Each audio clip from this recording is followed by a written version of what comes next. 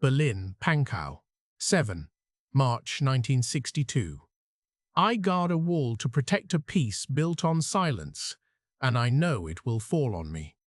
Short, declarative, dangerous. Written in a cheap notebook at a kitchen table with the apron still on the chair. In pencil, quickly, then the page turned, then the notebook hidden behind the flour tin. The handwriting is steady. The fear is not. The man is 31. His name in the personnel file is Carl M., born 24 April 1930, Berlin. Father missing on the Eastern Front since 1943. Mother a Trümmerfrau after 1945. Apprentice machinist, People's Police, then Border Police. The sentence reads like a confession disguised as instruction. He will come to think of it as both. The months and years that brought him to that sentence began in another Berlin, under another occupation, with another pair of boots in the stairwell, to May 1945, Prenzlauer Berg. The radio stops. The ceiling dust keeps falling. The city has been burning long enough that there is a new smell to it, something like wet clay struck by lightning. The boy is 15. He runs messages for a neighbor who has not left the apartment in days. The neighbor keeps asking if the Russians will come into the flat.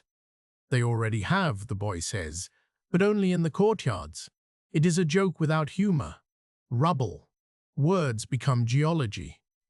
Street names disappear and are replaced by piles and directions. Go to the old bakery. Turn where the wall is split. Take the alley with the smell of dead horses. The arithmetic of movement is measured in gaps, in where you can put your foot. The mathematics of daily life reduced to calories and buckets. Old women stand in lines for water, for bread, for news. They develop an eye for distant uniforms. Americans drive by on Heerstrasse. British on bikes in Zehlendorf. French voices heard in the West. Red Army soldiers set up a field kitchen on Greifswalder Strasse. Every spoonful is counted. Occupation reports from May and June 1945 read like field notes from an alien planet. Berlin District X, minor outbreaks of looting. Civilians cooperative. Language barrier persists. Bodies in courtyards. Civil administration to be established. The coolness is not cruelty, it is the only way to move forward. Allied intelligence summaries estimate population figures, the way artillerymen estimated range. A municipal official writes that 55% of the housing stock is damaged or destroyed. The number feels wrong to those who have to sleep in the cellars. Anything above zero is too high. Trümmerfrauen were a term before they were a story. Women in headscarves with picks and bare hands moving the city back into the shape of streets. The work is literal. The work is penance. The work is survival. People will argue later about whether this was voluntary or enforced. That argument rests on a mistake about what choice means when there is no food. My hands bled into the bricks. A woman named Gisela writes in an oral history recorded in 1979. My mother said the city wanted something of us back. The boy hears the new words. Entnazifizierung, demontage, reparation.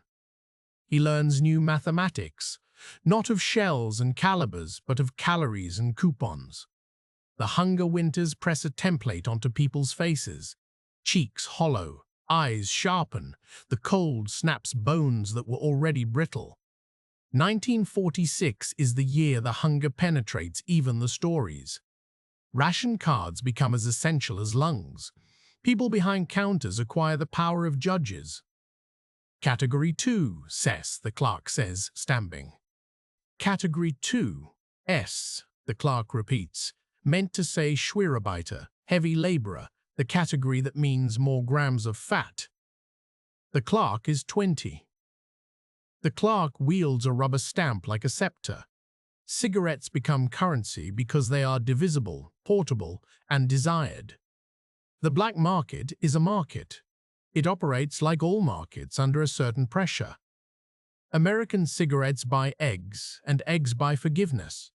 Units are invented to measure the gap between want and law. Americans call one of their policemen Mr. X in a report on black market raids in Friedberg, as if to confess that any name would be too bright a light for the work. The mathematics of hunger turns dignity into a luxury good. People learn to look away when someone trades a ring for a kilo of flour. The boy's father's name is taken off the kitchen wall where it is hung on a ribbon, missing on the Eastern Front since January 1943. The mother keeps writing to offices that change names, like a guest book fills at a funeral. Wehrmacht, prisoner of war. Information Bureau, Soviet Registration Office. A Red Cross search card with a typed line that says, "Last seen near Stalingrad. Letters return undelivered." The mathematics of missing works like this: if 1 million are captured and 200,000 return, each family tells itself it is in the surviving 5. And then at some point it stops telling itself anything. The questionnaires arrive. Frage Bogen. In the Western zones and in the Soviet zone too, paperwork becomes a sieve. The Allied Control Council orders denazification. The American zone refines it into categories and tribunals. Sprüchkammern convene in small towns and cities. The vocabulary becomes a taxonomy of guilt: Hauptschuldige, major offenders; Belastete offenders, Minder belastet, lesser offenders; Mitläufer followers, Entlastet, exonerated. 4-point classifications for a 6-year catastrophe. Nothing else can be managed, the administrators write, and they are right. The mathematics of justice bends under the weight of numbers. 13 million forms processed in the US zone alone by the end of 1949. How do people re-describe their lives under a new label? With care. With the same caution they use to wrap food. I was a small clerk, a man says, and it is true. I was a party member because everyone was, another says, and it is often true. I did not know, many say, and sometimes it is true and sometimes it is a learned amnesia. Sprüchkammer files at the Bundesarchiv show repetition like an incantation, nur mitgelaufen, only went along. Neighbors write affidavits, ex-wives write revenge. A teacher produces a photograph of his class in 1938, boys in neat rows, swastikas in the corner, then writes that he only taught math. The tribunal places him in the category where lives continue. The system needs stability. The mathematics is merciless. If you remove everyone with a Nazi past from every office, the office stops. So you do not. Who goes to prison? Some. Heads of Gestapo offices. A handful of judges who sent people to death. Camp personnel if there is a survivor alive to point, who returns to a desk. Many. Civil registrars, engineers, quiet men in district offices who stamp things. The mathematics of guilt is not the mathematics of blood. It is the mathematics of paperwork and opportunity. In the Soviet zone, the verbs are sharper: purge, sequestration, land reform. An anti-fascist narrative is established with the certainty of concrete. Communists who survived persecution in Germany or the Soviet Union now occupy the levers of a new state in waiting. Stalin's photo in small frames in municipal rooms. An official in a Soviet military administration office writes an occupation report that says, "What the system will say for 40 years. Fascism was the product of monopoly capitalism. The working class was its victim. The path forward is socialism." The arithmetic of that story makes certain pieces easier to file. Victim, perpetrator, hero. Displaced persons appear in the fields like facts that cannot be plowed under. Not just Germans. Poles, Ukrainians, Italians, French, Dutch. Ex-prisoners, slave laborers. Ex-prisoners, slave laborers. A train pulls into a station near Dachau and stands with the doors open. A young German woman, 12, watches people step down in striped fabric that is not uniform and not protection. Displaced persons camps spring up, using the infrastructure of the dead. Bergen-Belsen becomes a camp for survivors from Białystok and beyond. Fehrenwald holds thousands who are not ready to try the world again. In oral histories of the late 1940s, phrases recur: "We did not know," and "we saw smoke," and "we could smell it," and "they told us not to ask." The mathematics of proximity has its own cruelty. How close do you have to live to be accountable? 10 kilometers? 5? Within the same city? Within the same city? Within the same breath? In a Bavarian town, the mayor tells an American major that what was done in the camp was done by the SS from elsewhere. The major walks to the edge of the town, measures the distance with his eyes, and says nothing. That silence is in the occupation reports too. It is not approval. It is a calculation. You can liberate a camp. You cannot immediately rewire the moral circuitry of a nation. The expulsions begin as policy and continue as a human flood. Germans from Silesia, East Prussia, the Sudetenland. Some pushed, some run. They arrive in towns that are already ruins. They carry feathers, sewing machines, silver spoons wrapped in underwear, ledger books, and a stubborn dignity. They ask for rooms where there are no rooms. The arithmetic of roofs is brutal. Local authorities issue Belegungsplan allocation plans, like drafts. Flat X will be shared by Family A and Family B. In the American zone, the occupation reports note tension between locals and newcomers as if noting weather. Incident reported: shouting at ration depot. Cause: preferential treatment alleged. In the British zone, a priest records in his diary that he can no longer keep track of how many people in his parish hate one another for ration units rather than for politics. Between 1946 and 1947, the hunger pushes people into arithmetic that embarrasses them later. Stealing coal from trains, dividing an egg 4 ways, breaking up furniture for heat, and then sitting on boxes like conquerors of their own room. The hunger winter is a phrase heavy enough to tilt education. Stories are told with ration cards as characters. The American care packages arrive like small miracles with English labels. Spur milk, supplementary milk. Tinned ham with taste like factory and hope. The people who receive them say thank you to no one, because who do you thank for an anonymous box? Currency reform draws a line that will harden into a border. 20. June 1948, in the West, Deutsche Mark notes begin to circulate. On 24 June, the Soviets cut the land routes to Berlin. The airlift begins. The mathematics of lift is astonishing. Planes every few minutes. Coal sacks stacked like architecture. Children count the planes and give raisin bombers, they call them, in a city that can make sweetness out of logistics. In Karl's Quarter, people line up on roofs to watch increments of a political decision fill their sky. The food tastes different that summer. The food has arrived on principles. The boy becomes a man under this sky that hums with aircraft and contradictions. He apprentices in a tool factory in the Soviet sector. He learns the feel of metal on the palms. He likes good work, straight lines. He likes to be told what is needed and to provide it. This is a character trait and a survival strategy. He grows up in a state that tells him clarity is possible regarding causes and enemies. He takes some comfort in this. In 1949, the German Democratic Republic is declared, a ceremony of banners and brass. The West declares its own. Marshall Plan shipments turn into press photographs of crates with English words. Point 4. Program flags unfurl over modern kitchens. The Wirtschaftswunder begins as a newsreel montage.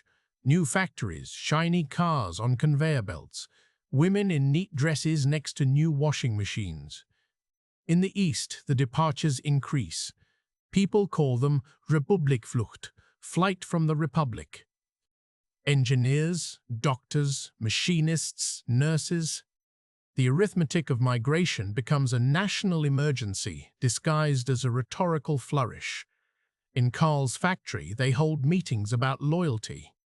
The party official in the grey suit says that those who leave were bourgeois all along. The men nod. Some nod because they agree. Some nod because nodding keeps you in the room.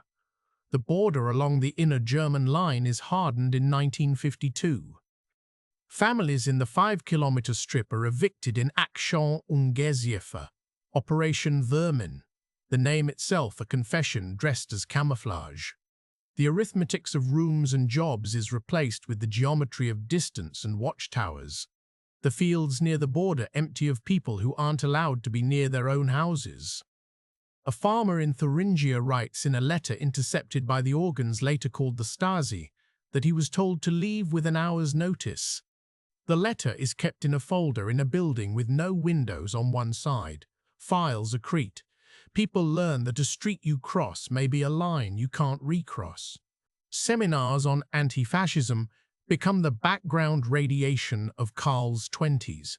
In a state that measures itself against fascism as its negative image, repetition is a form of faith. The working class did not cause fascism, a teacher says, and the working class will lead the way to ensure it never returns. In these lessons, complicity belongs elsewhere. Individual guilt dissolves into social absolution.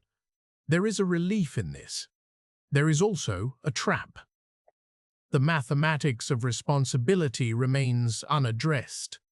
For someone like Karl, who was a boy during the crimes, the narrative fits a lifetime like a coat, slightly too big but warm, and better than standing in the wind. 17 June 1953, Berlin. Workers in Stalin Ali strike. They ask for bread and time, lower work quotas, higher pay. The movement fractures, then fuses into something larger. It is an uprising, and it is not. It is a cry in a room and the sound. Tanks appear with the abruptness of a punch. Karl is 23. He is a People's Police recruit, issued a baton and a script. Comrade, do not escalate.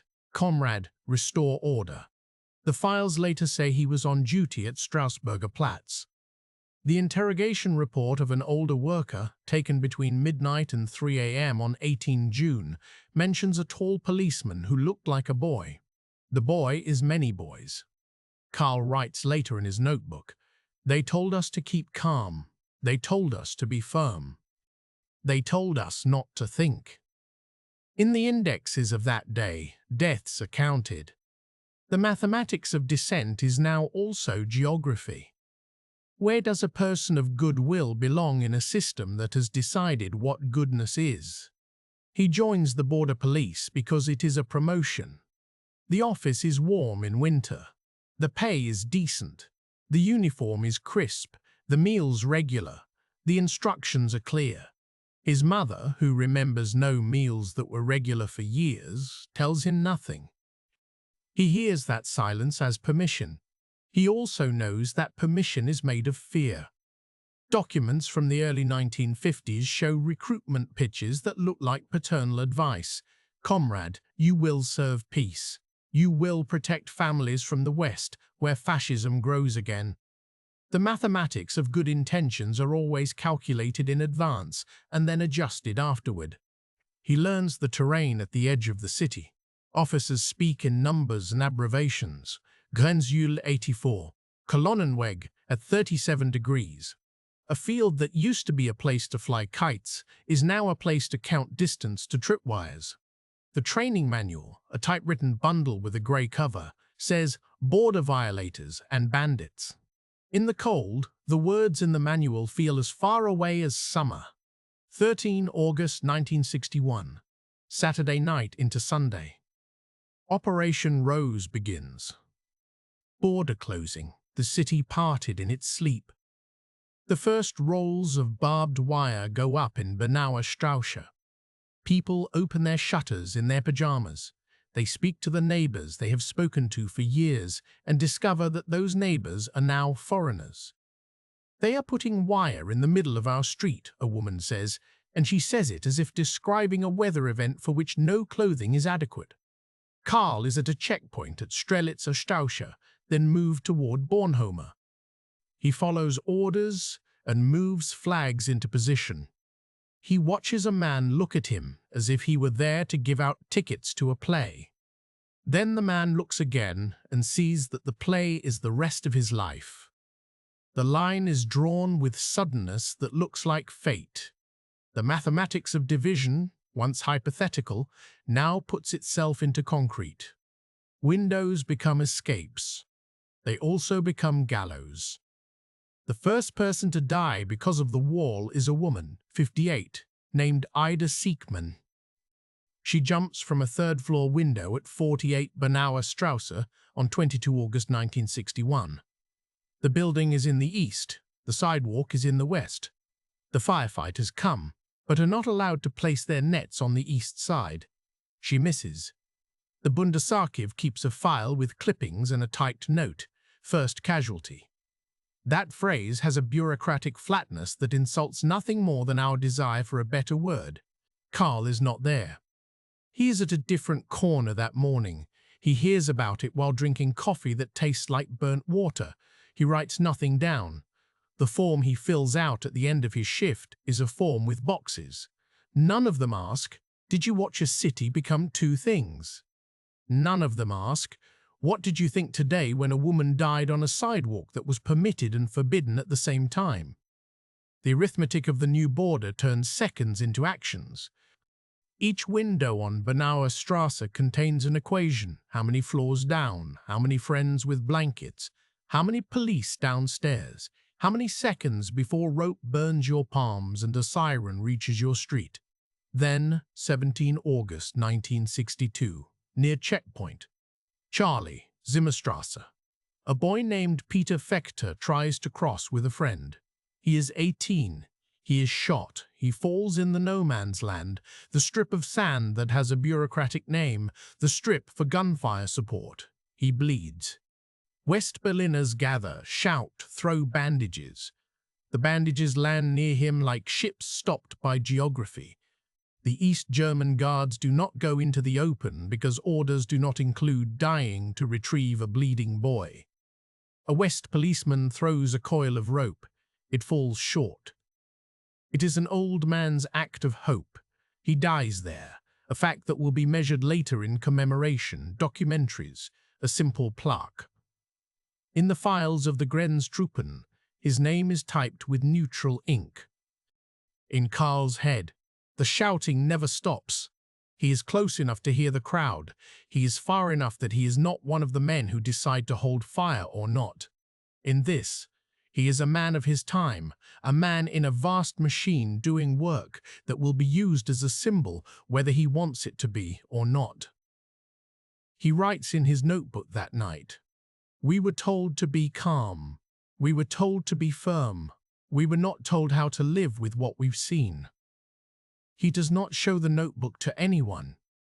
It is compiled in pencil on cheap paper in a country that produces a lot of cheap paper and an infinite quantity of fear. In these years, life on either side of the wall produces rhythms like two songs sharing a wall. West Berlin is a television set tuned to an advertisement for the future. East Berlin is a radio that tells itself that the song it is playing is better, purer, and belongs to a different moral register. The mathematics of prosperity writes itself on streets, shopping windows, fruit in seasons and out of them, shoes with leather that creases in a particular rich way. In the East, the shops smell like soap and yeast. The shelves are not empty, but they are unimaginative. People bring oranges from the West as if they were letters from an uncle who lives abroad. Karl marries a woman named Lotte from Pankow, who has a way of making a hand on his shoulder feel like a blanket over his back. They have a son in 1964, a baby who sleeps with his right hand open as if making a promise. They do not speak politics at the kitchen table.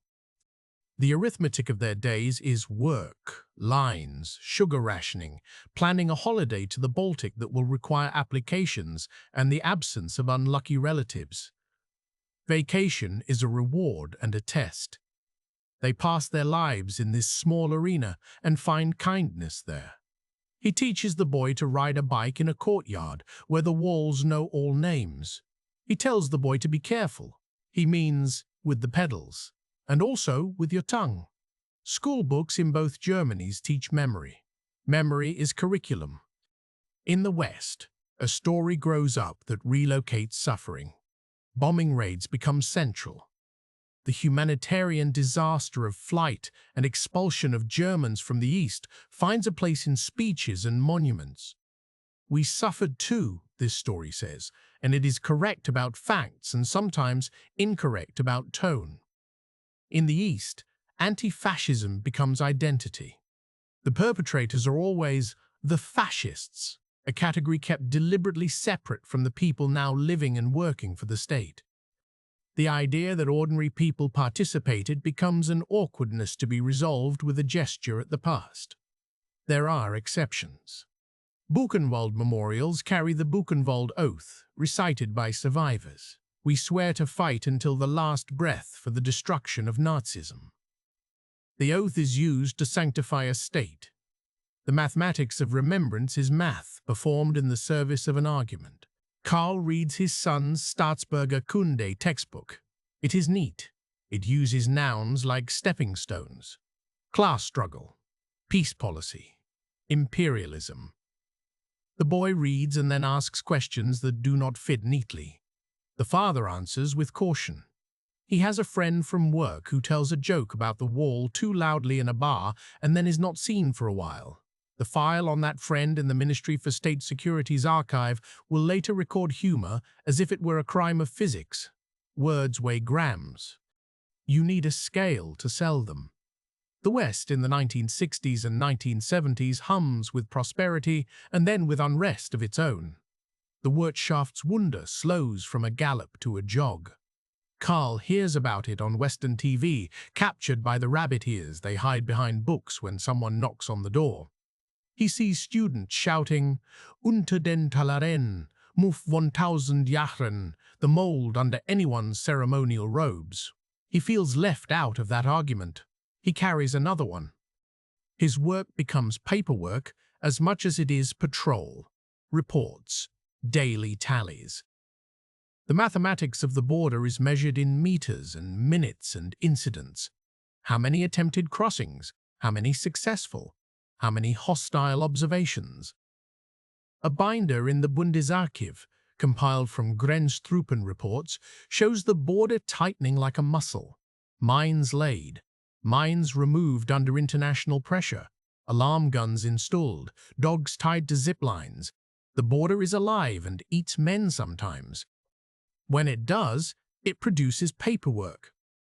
On 6 February 1971, a man named Werner in the border unit with Karl is transferred because he refused, at least once, to shoot. The file says he is thus unsuited. The language doesn't show that he is living with a particular kind of conscience that needs to avoid certain actions in order to maintain any self. Karl reads the note. He thinks of Werner's shy smile, his careful hands when checking a lock. He writes nothing. He takes note inside a part of himself that no one checks. Ostpolitik begins. 1972. Treaties. Recognition. One Germany is two is one is two. The Holstein Doctrine retires. Passes are issued. The loudest part of the border becomes quieter. The mathematics of control now includes ratios of visas to visits and money exchanged for prisoners. The state sells its ideological enemies for hard currency and calls the transaction principled. Families visit in pre-arranged phrases. Our weather has been good. The apples this year. Everyone knows what is being said. Everyone understands what is not being said. Lotte's cousin brings coffee from the West and a magazine with glossy lips in it, and for a week the kitchen smells like a country whose future is made of packaging. 1976. The singer Wolf Biermann is stripped of his citizenship while on tour in the West. Friends sign letters. Those letters are a better civics lesson than any textbook. The response is quiet, and then not. In the offices where Carl sits to fill in forms on border incidents, another set of forms are filled in about citizens whose letters have been detected. The apparatus hums. Its own employees understand it as a machine that processes loyalty. The mathematics is simple. Numbers of signatures, lists of participants, velocity of news from west to east, measured in hours. Carl watches the machine and knows that he is a nut and bolt inside it. The border in Berlin exhibits variations of cruelty. In Treptow, people are shot in water. In Friedrichshain, a tunnel collapses on men whose maps were perfect until they met saturated sand. In Hennigsdorf, a train slows down because someone has bribed the right man. The history of the wall is a history of the arithmetic of attempts. Put your hands here. Move at this hour. Carry this much. Don't bring your mother because she cannot run. The Bundesarchiv records are neutral about these acts.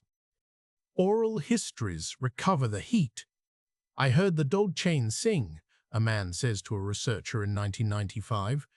I still hear it sometimes when I hang laundry. Carl rises to a position where he is the one who signs off on shifts. He learns to recognize men who are more dangerous to themselves than to the state, and to put them somewhere where no sudden movement will become a permanent trial. He goes to Beiersdorf on the U-Bahn on days off and watches people buy carnations like accidental bursts of blood. He is not a monster. He is not a hero. He is not a hero. He is not a hero that men in other times would call a sin. The mathematics of his life is not difficult.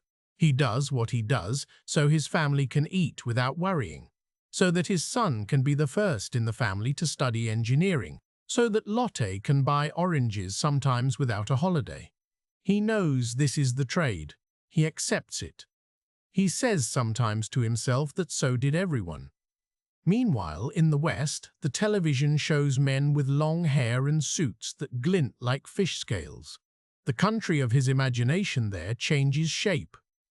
It becomes less like the piece of a chocolate bar he was once given by a British soldier, and more like a place where people are lonely under bright lights. He feels a new kind of pity, the kind that comes when you realize your envy was misplaced and your anger at yourself was a miscalculation. His son grows. He goes to the army. He returns.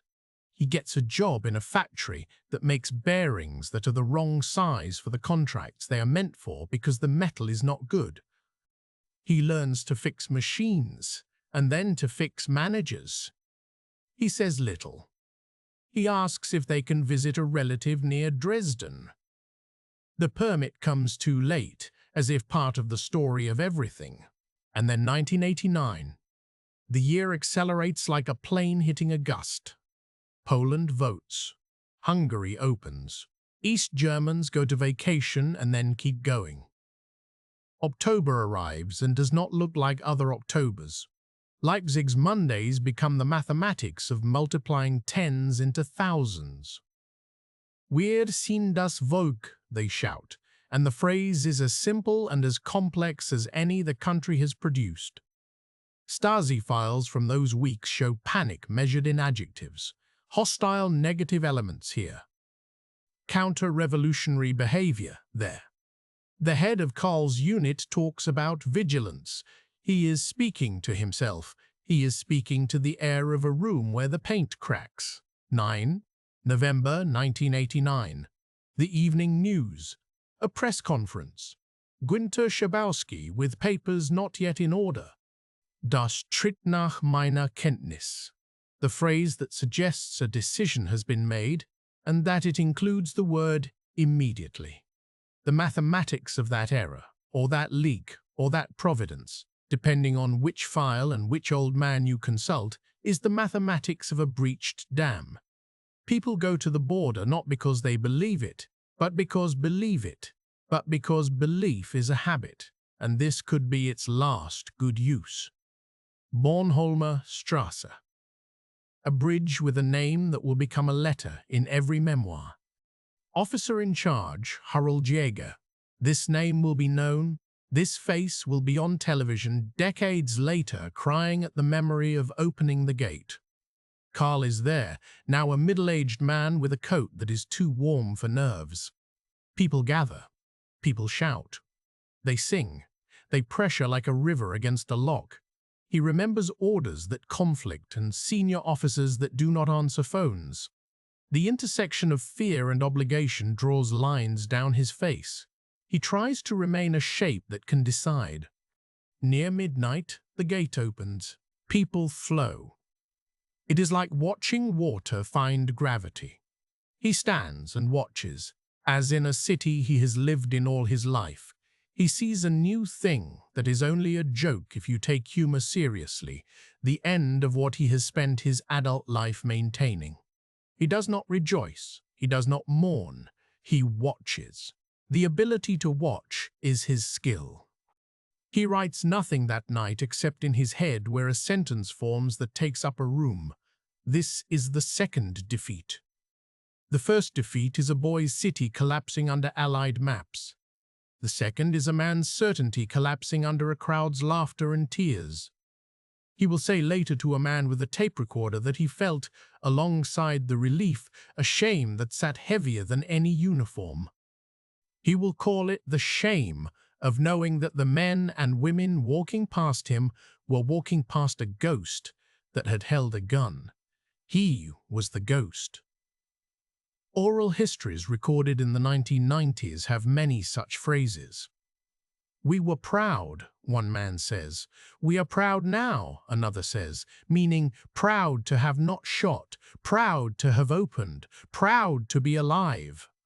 There are fewer words for those who did and who remember. After 1989, the files are opened. The word lustration is too pretty for what it is. Employment law, pensions, trials for some whose orders included bullets. The mathematics of guilt returns with a new arithmetic. Some border guards are prosecuted for killings at the wall. The legal logic is a tight wire. Orders are not excuse when the order is to violate something we have words for now. Karl is not prosecuted. He did not fire. He did not command firing. He filled forms and signed them, and kept distances and looked away when looking would have brought people close enough to be threatened. He learns that this is the sentence of certain lives, to live in a grey so thick that you can pretend it is a colour you chose. Employment becomes his campaign. He works, briefly, as a night watchman at a warehouse that holds things grown in places he will never visit. He is always, in the new state, a man from the old one. His pension is a math problem that the reunified bureaucracy solves with a formula that feels like a shrug. The job fits him, watching.